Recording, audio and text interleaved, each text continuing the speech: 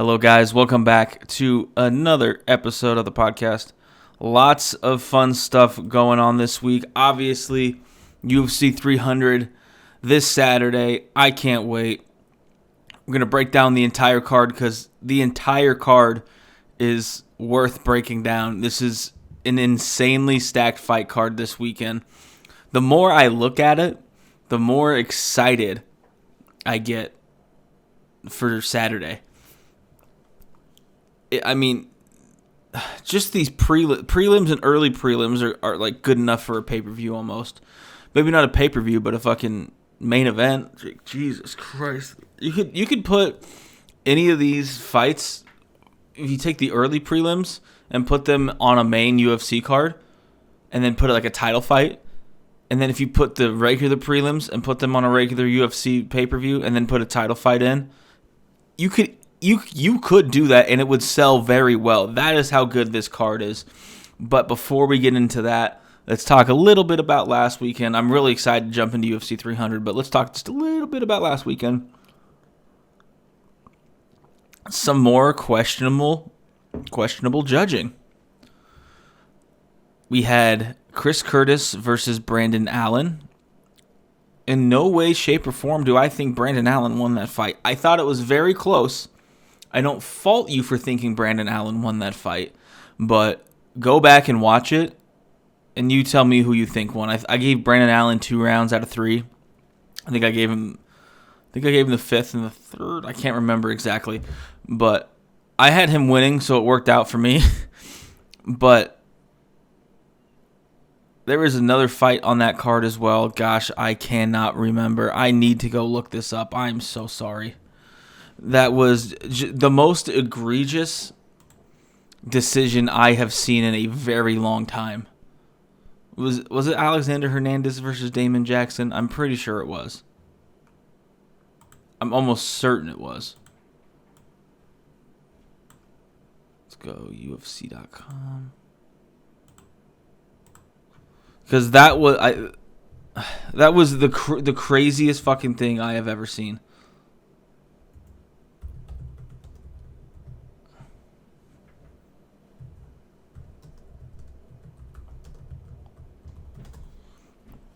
One judge had it. Let's see. Yeah. Puzzled by split decision. Look at this. Let me see if I can. I would love to find the scorecard itself because it was fucking crazy. I want to call out whoever the fuck scored this 30-27 for Alexander Hernandez. Found it. Judge Brian Miller scored this fight 30-27 for Alexander Hernandez. Both the other Derek Clearly and I can never pronounce that dude's name. Both scored it the exact same first 2 rounds for Jackson, last round for Alexander Hernandez. I don't know where they found this guy. I don't know where the Nevada State Athletic Commission is finding these judges. I don't know how you get that job. I don't know what their qualifications are. I know you're probably tired of me going in on judges every fucking week, but it's getting out of control. I don't know what it is just with any sort of referees this year, not even just in mixed martial arts, but have you seen all of the horrible umpiring going on in the MLB? It is the worst it's ever been. It's always been bad. Angel Hernandez has always been bad, but for some reason, this year in particular has been horrific. And the same thing is going on in the UFC. 30-27.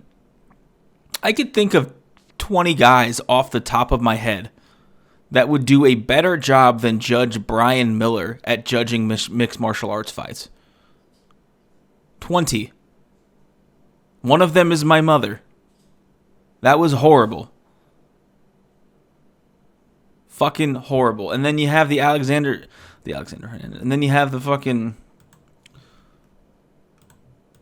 close fight with Chris Curtis and Brandon Allen, which is more reasonable. Let me find their scorecards too. I'm curious. Yeah, allergies. My fucking eyes are acting a fool. Because it's getting out of hand, and it's been out of hand all year.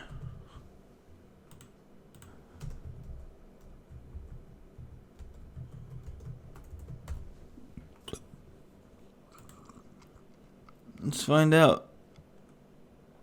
Oh. Different judges in that fight. Who scored this for Brandon Allen?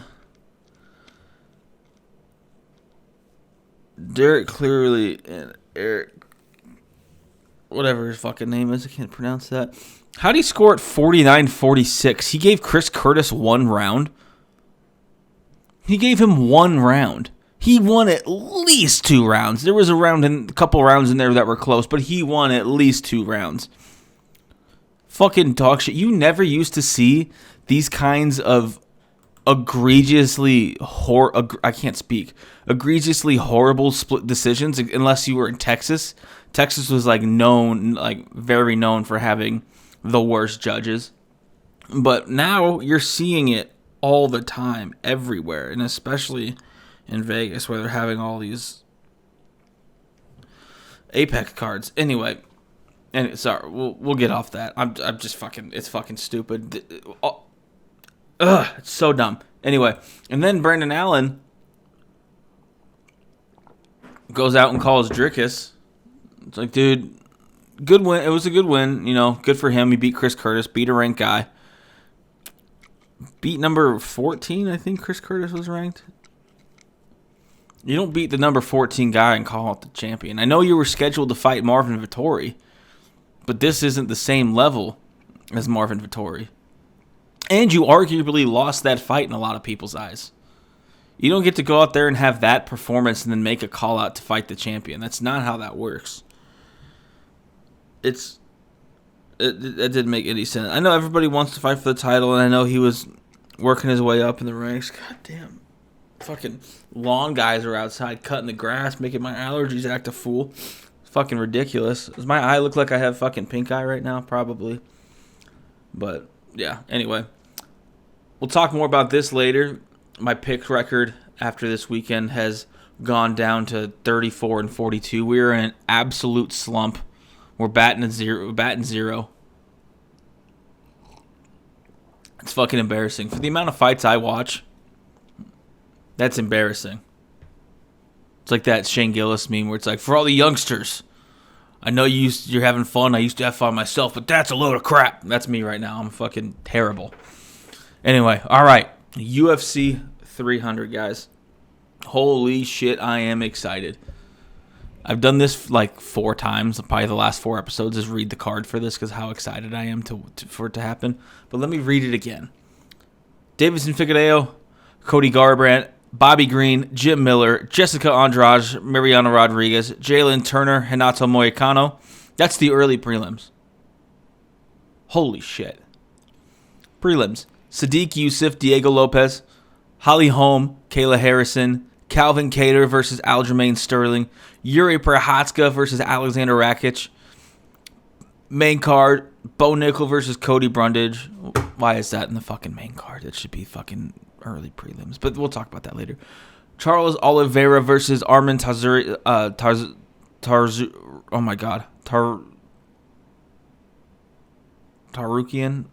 Jesus, I can't speak. Justin Gaethje versus Max Holloway for the BMF belt. Zhang Wei Li versus Yang Zhan. I can't pronounce that young lady's name. I've fucking tried so many times. I can't do it. Another young Chinese girl, fucking savage. Just knocked out Jessica Andrade. Strawweight title on the line there. And then Alex Pereira versus Jamal Hill for the light heavyweight title. Oh my fucking God. Let's break down all these fights. Deiveson Figueiredo versus Cody Garbrandt. Davidson's minus 310. These odds I wrote down as of yesterday. They were the live odds that were on the UFC website. So if you're like, it's not that anymore, sorry, the odds changed on Saturday. I don't know what happened tomorrow. I don't know what happened Friday, and I don't know what happened Saturday. Sorry if the odds change. Anyway, he's minus 310. Cody is plus 250. I honestly don't hate the value. I'm going to talk a little bit about sports betting here. Don't mind if I do. I don't hate the value on Cody Garbrandt. There's not a whole lot of money on Figueiredo. If you're really confident in Davidson, I would say take him. Minus 310 isn't too bad. Also, Davidson's ranked number 8. Cody's not ranked at all. That's actually kind of surprising. And that's the first fight of the night, by the way. So that's going to be insane. And then Bobby Green ranked number 14 versus Jim Miller. Bobby Green is currently the favorite at minus 180. Jim Miller's plus 150.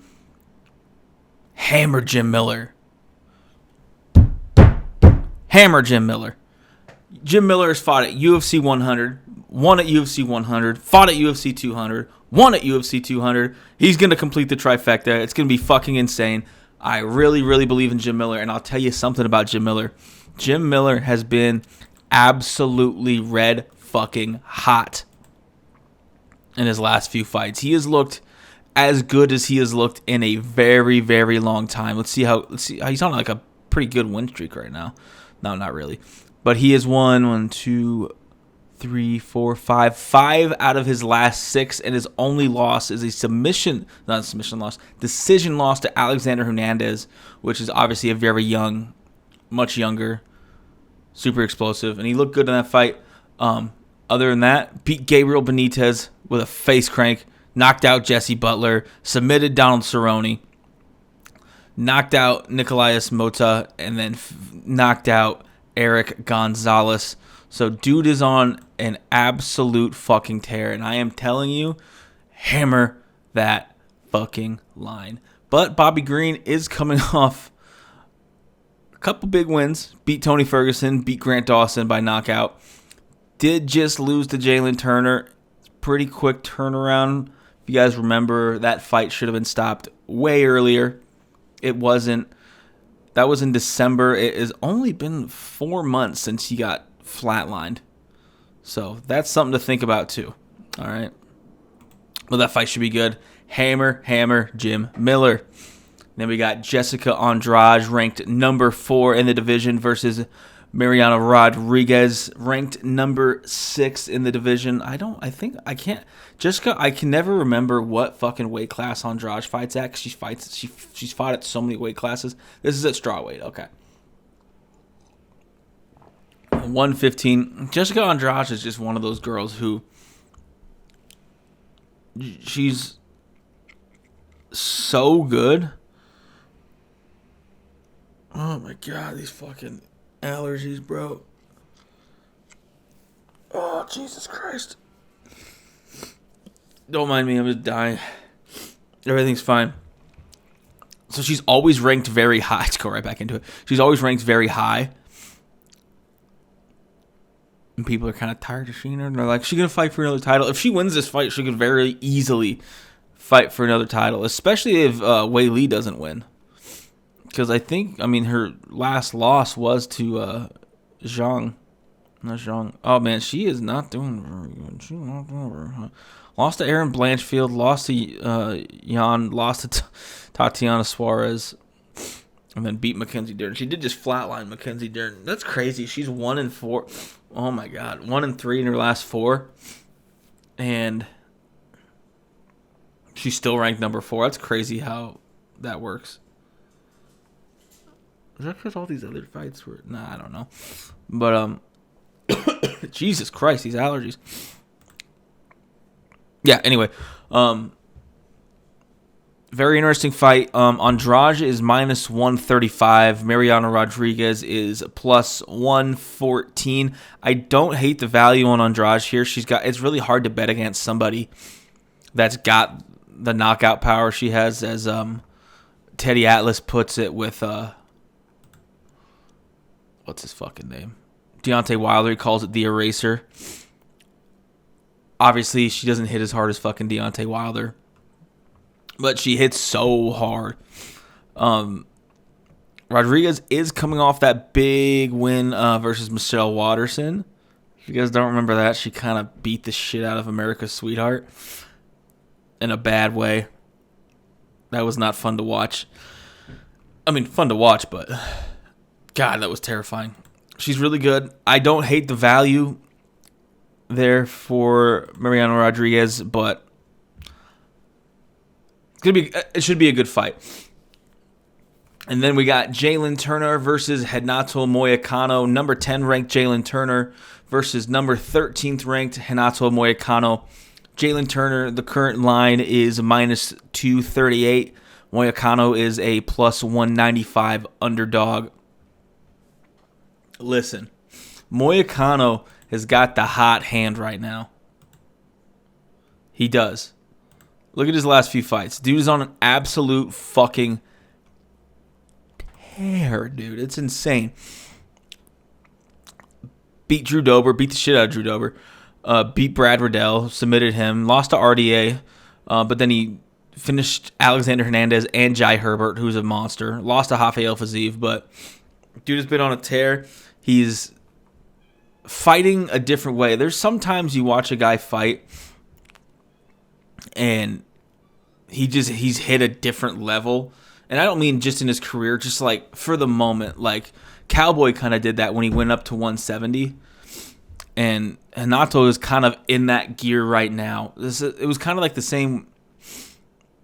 I don't know what I was about to compare it to, but he's kind of hit that gear. He's just, the engine's fucking revving super high. Jalen Turner is coming off that big win versus Bobby Green, but he is 1-2 in his last 3. A couple split decision losses, a couple close losses. But that Bobby Green win should boost his confidence, and it definitely should. Jalen's just such a tough guy. At 155 pounds, 6'3" is absolutely insane for that weight class. But I mean, Renato isn't a small guy. He's 5'11", big reach, long, lanky guy. It's going to be interesting to see how he deals with the length of Jalen Turner. That should be a really, really fun fight. Again, I don't hate the underdog in this fight either. Plus 195 is a pretty good value for a guy who's soaring right now and doing really well. By the way, that's just the early prelims. Let's jump into the fucking prelims. We got Sadiq Youssef versus Diego Lopez. Number 13th ranked Sadiq Youssef versus an unranked Diego Lopez. The line on this, we got Sadiq Youssef at plus 120, Diego Lopez at minus 142. This is a big, big test for Diego Lopez. Obviously, he's been on a absolute rise to superstardom, finishing Gavin Tucker, just knocked out Pat Sabatini. He did lose to Mostavar Evalev, but other than that, I mean, that's his first fight in the UFC.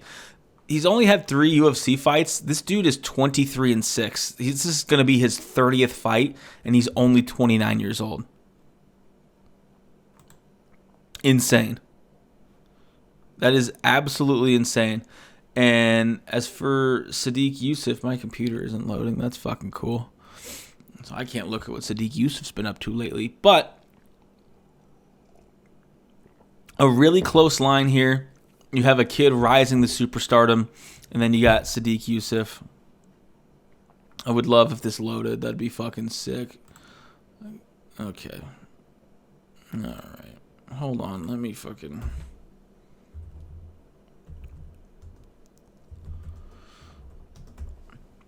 This fight's going to be sick. That's all I know. All right, here we go. Anyway, Sadiq Youssef just lost to Edson Barboza, and that's a really tough test for anybody. Edson's kind of like the gatekeeper at this point at 145. Is this fight at 45? Yeah, it's at 45. Sadiq's I mean, he came into the UFC hot, knocked out a couple guys, looked really good, knocked out Gabriel Benitez, beat Andre Fili. That was a big test. Lost to Arnold Allen. Arnold Allen's a fucking nightmare. Beat Alex Caceres, I don't even know who Don Chanelli is. I have no idea who this guy is. He's not even in the UFC anymore. Jesus. Terrible. Anyway. I like the value here for Diego Lopez. Only minus 142. I would hammer that line. Diego Lopez. I would even say by finish. All right. Holly Holm, number 5 ranked. I don't know what weight class is this. Is it Holly Holm versus Kayla Harrison?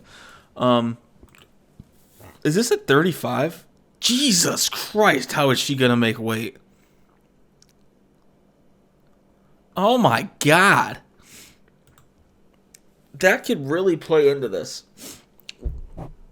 If you're going to bet this, Jesus Christ, my fucking allergies. I would wait until you see how Kayla looks on the scale. Because right now, the line is Kayla's a minus 425, which is fucking big. And Holly is plus 330. This is Kayla's first fight in the UFC. It's her first fight at 135 pounds as far as I know. At least in a very long time. And Kayla's huge. So that's got to play into it. Honestly, the safe play here is Kayla Harrison. But if you're going to bet this fight, the value on Holly Holm is huge. I don't hate it if you take Holly Holm. God, that's a huge line for somebody's first. That's something. I'm sorry, that's something Vegas isn't taking into account. I would have this line pretty even right now and see what it jumps up to. That's insane. All right, that's the second fight on the prelims.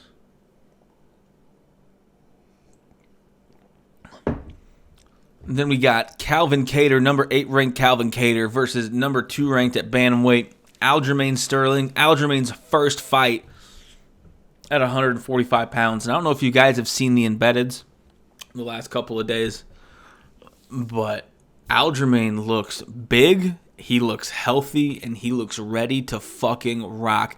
Kattar is plus 136. Aljamain is minus 162. I would hammer Aljo. I would absolutely hammer Aljamain Sterling. Calvin's had problems in the past with guys that are wrestlers. I think I could be making that up. Let's find out. Oh man, Calvin is on a little bit of a slide. Lost to Arnold Allen. That was a knee injury. He hasn't fought in a long time. Lost to Josh Emmett. Beat Giga Chikadze. Lost to Max Holloway. He hasn't fought a whole lot. I completely forgot he had that knee injury. He hasn't fought in almost 2 years. Well, about a year and a half. But, yeah, I would absolutely hammer the Aljamain Sterling line. He's hot. He's ready to go. He's probably pissed off losing the belt. He wants to go up, fight for the belt at 145. So that would be fucking awesome to see him do that. If he gets a big win, he could easily slide into that title shot position. Because who else is there? Who else is there at 145? I don't know. Who's he gonna fight? Who's the champ? God damn it. I don't know who the champ is. This is fucking embarrassing. This is absolutely embarrassing. I don't know who the champ is. This is embarrassing. I keep forgetting the guy who's the champion's name at 145 pounds. This is sad. I want to look it up, but I don't want to be a bitch. Do you want me to look it up? No, I don't. I need to figure this out. Okay. Ilya Taporia, I got it. Okay. So proud of you. I got it. Thanks, baby. Ilya Taporia, who's there for at 145? I don't know. I don't want to go look either and find out if there's somebody next in line for sure. I want Aljamain to come out and starch Calvin Kattar. Probably not. He's not going to do that. But I want him to come out and do what he did to Corey Sandhagen and then fucking call out Ilya Taporia and go fight Ilya Taporia in Spain. Who the fuck doesn't want to see that? I want to see that. I really hope that happens. Hammer Aljamain Sterling at minus 162. That's a fucking no-brainer. And then the featured prelim bout, Yuri Prochazka versus Alexander Rakic. Number 2 ranked Yuri Prochazka versus number 5 ranked Alexander Rakic.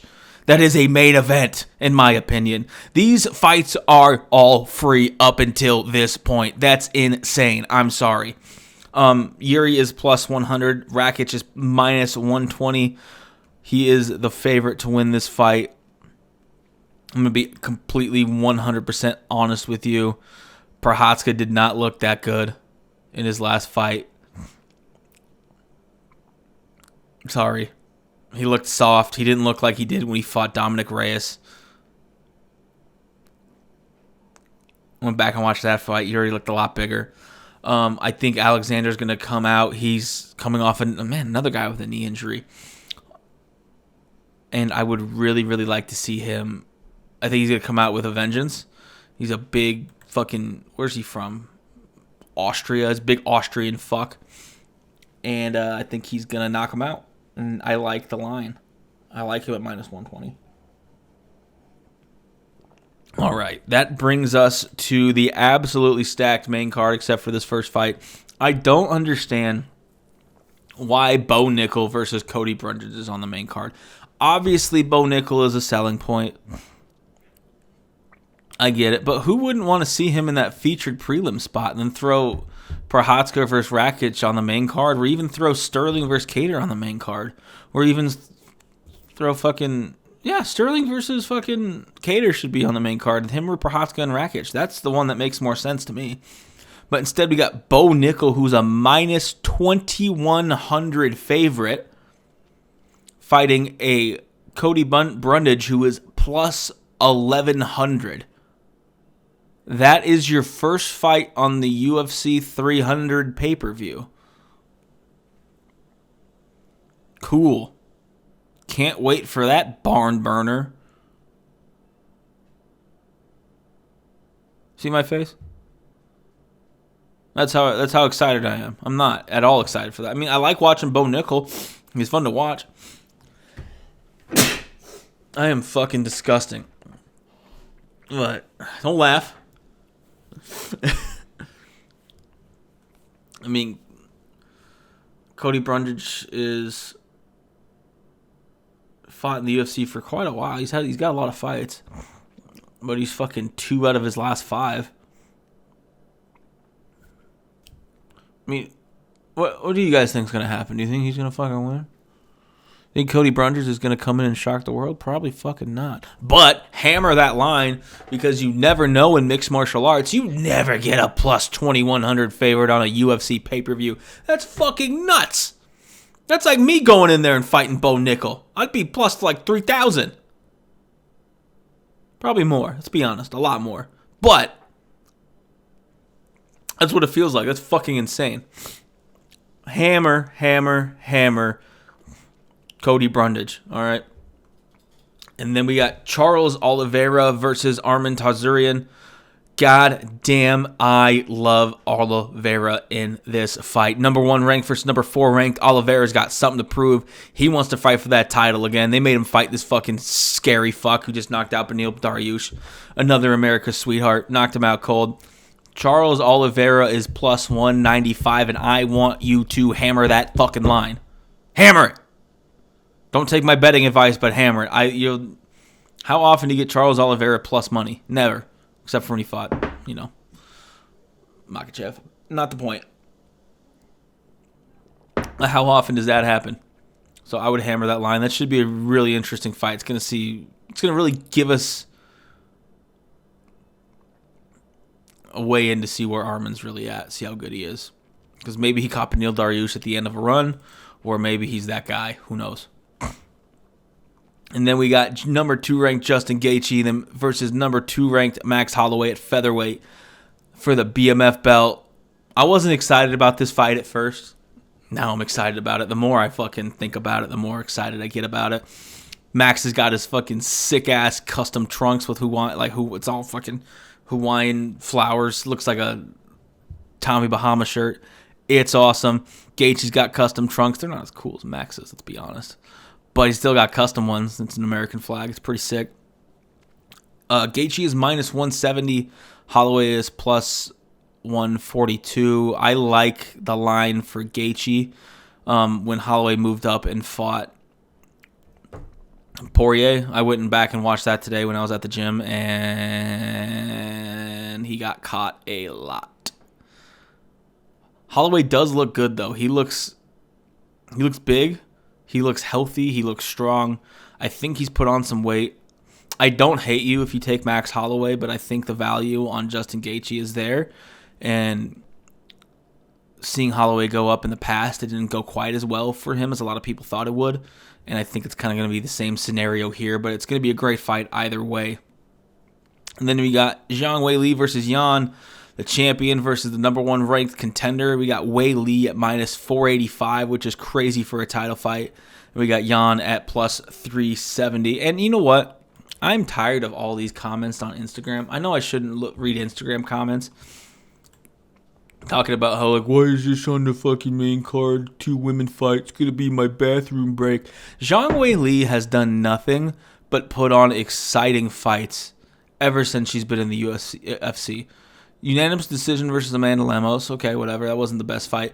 But beat the shit out of Carla Esparza. Spinning back fist knocked out Joanna. 2 really good fights versus Rose, except for the one where she got head kicked. That insane, one of my top 10 fights of all time. Her Joanna versus her wins a split decision. To when she fought for the title, knocked out Jessica Andrade in 42 fucking seconds. Beat Tisha Torres, looked really good in that fight. Submitted Jessica Aguilar. She has 4